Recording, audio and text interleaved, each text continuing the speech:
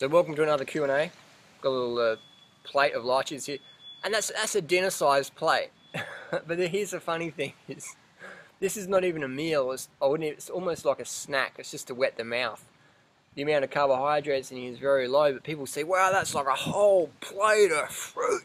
You're gonna eat that whole plate of fruit just to yourself?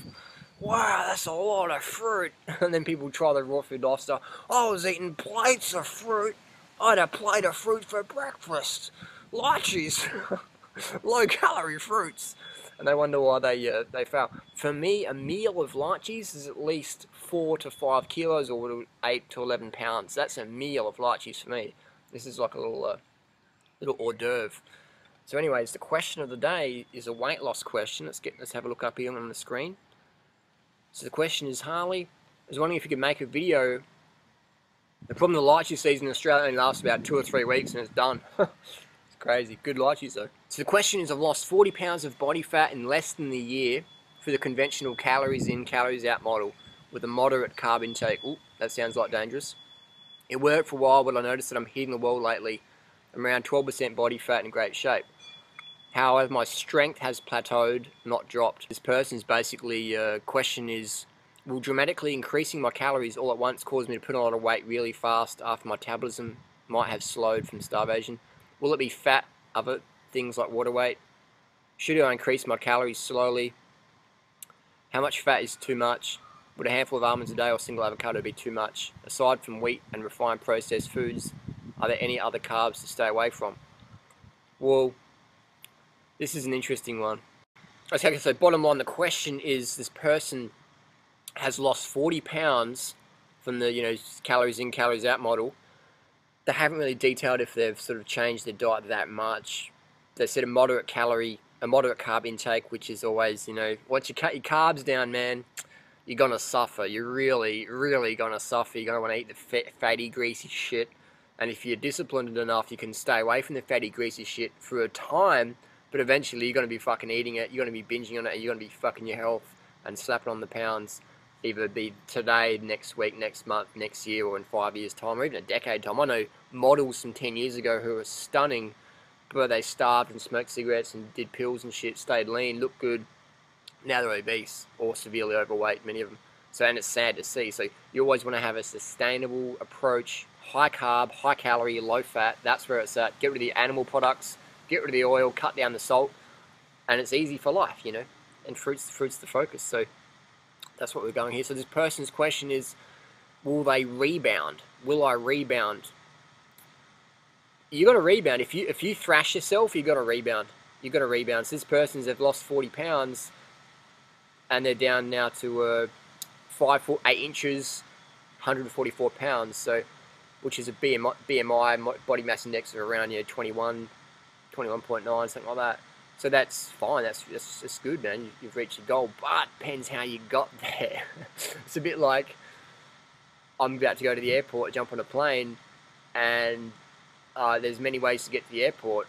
I'm going in a car today, but I could get a lift with someone, or I could steal a car and get to the airport. I'm still getting to the airport, so it depends how you get to your destination, whether or not that's going to be sustainable. If I go and steal a car now, likely I'm going to get busted or shit's going to happen down the road. But if you do it the right way, it's okay. So if you lose the pounds the right way, then you're going to be laughing. Like Chris Randall. Chris Randall's a classic example. The raw food vegan guy. Dropped all the pounds, doing the McDougall program, then adding in more fruit, and just melted 150 pounds of body weight. Chris Randall, real raw results, look him up. And there's Victoria Everett, crazybananalady.org. Check out those people. You want to do it over long term. And how long has this person done it? 40 pounds in less than a year. That's not too bad. It just, again, depends how much you thrash yourself. If you thrash yourself, you're going to rebound. Even if you're eating healthy, like we get a lot of people who they thrash themselves, get adrenal exhaustion, blow out everything. Metabolism's just out of whack. Fitness is just chronic fatigue, whatever. And then they come over to the fruit lifestyle, 811, etc., and they put on some weight initially. And then they go, oh my god, oh my god, oh my god, oh my god, oh my god, oh my god, all over the forums, etc.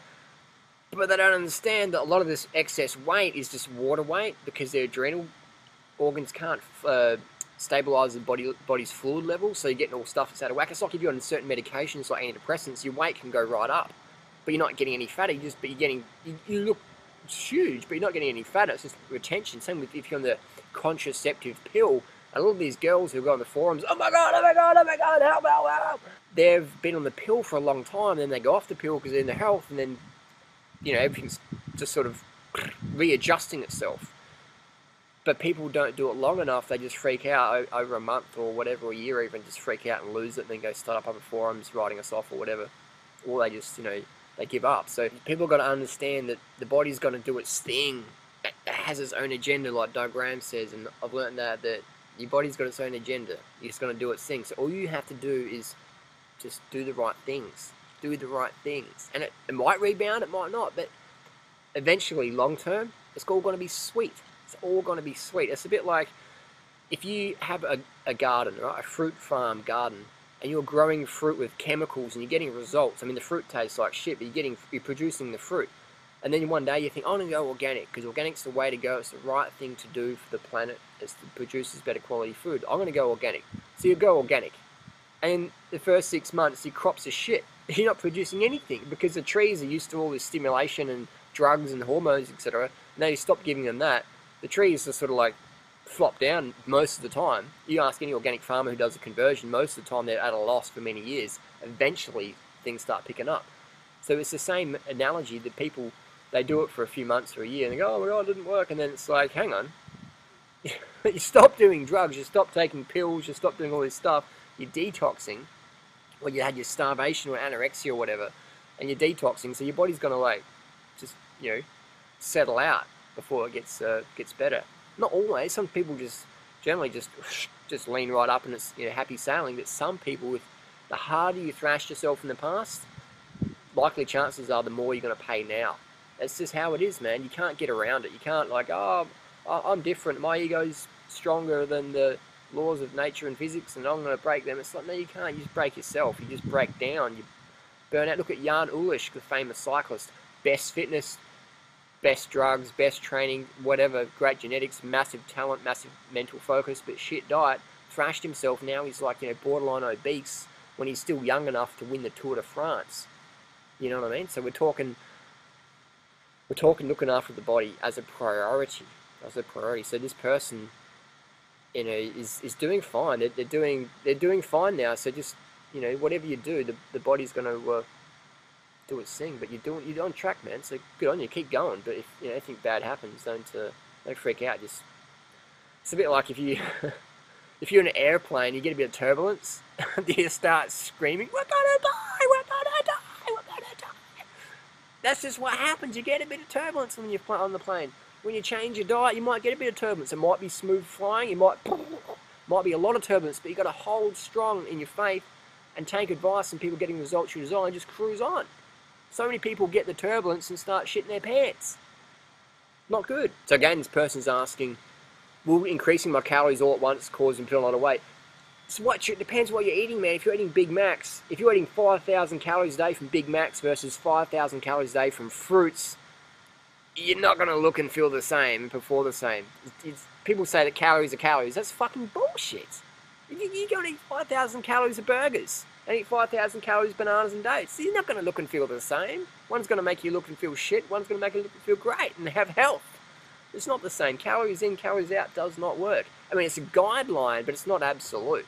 It's like a glass of vodka and a glass of water. Oh, liquid's the same. Liquid's in, liquid. No. Big Macs and bananas are not the same. They're not the same. Just to be sure on that, Big Mac is the banana's not the same thing. So if you're on the fruit gig, man, you're going to get so lean on the fruit path in the long run. You're going to be emailing and go, oh my God, Harley, I'm too lean. Everyone says 2% body fat's not healthy. I'm down to 1.5% body fat, and what should I do? That's what's going to happen eventually. So you don't have to worry about getting fat on fruit. It's like, even if you're eating rice, I mean, look at the Chinese rice workers. There's any fat ones out there? Yeah, the guys who own the farm maybe and don't work anymore, and they live on pork rind and beef fat and lard, and they don't eat rice because they say rice is fattening, got to eat meat to get slim, but all your workers in the field are lean as, living on rice and vegetables and banana skins. So the next question is, should I increase my calories slowly don't increase your calories slowly, increase them now.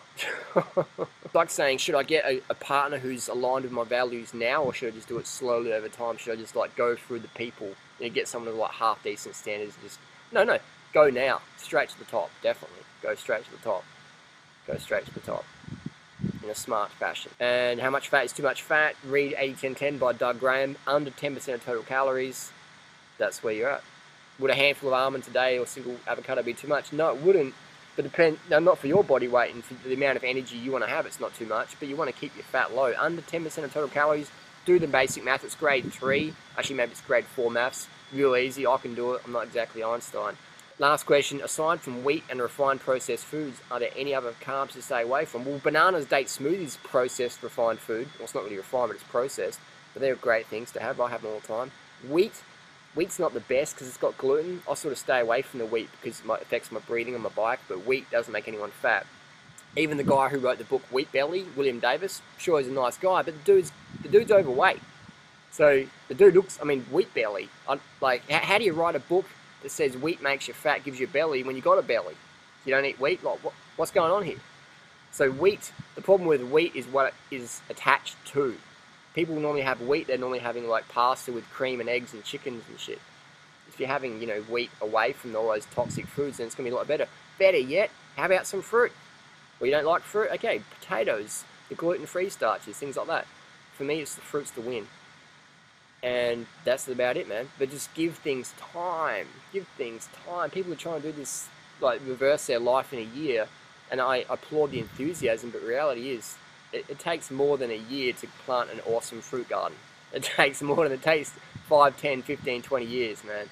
And that's just how it is. So you can try and rush it up by just trying to take shortcuts, but you'll just end up in the dead-end alleyways with the rats chewing at your toenails and people chucking hot water on your face. It's not good. So you want to do it the smart way. Smart way. Always eat more than eating less. Always sleep early nights. Get the carbs in, smash in the carbs, never undereat your carbs. Get your water so you're peeing clear at least 10 times a day. Just the basic stuff that I keep rambling on about. 10 grams of carbs per kilo body weight per day. Easy. Just chow, chow, chow, chow, chow. Stuff your face every meal for the rest of your life. The only time you shouldn't eat is when you're sleeping. Alright, thanks for watching.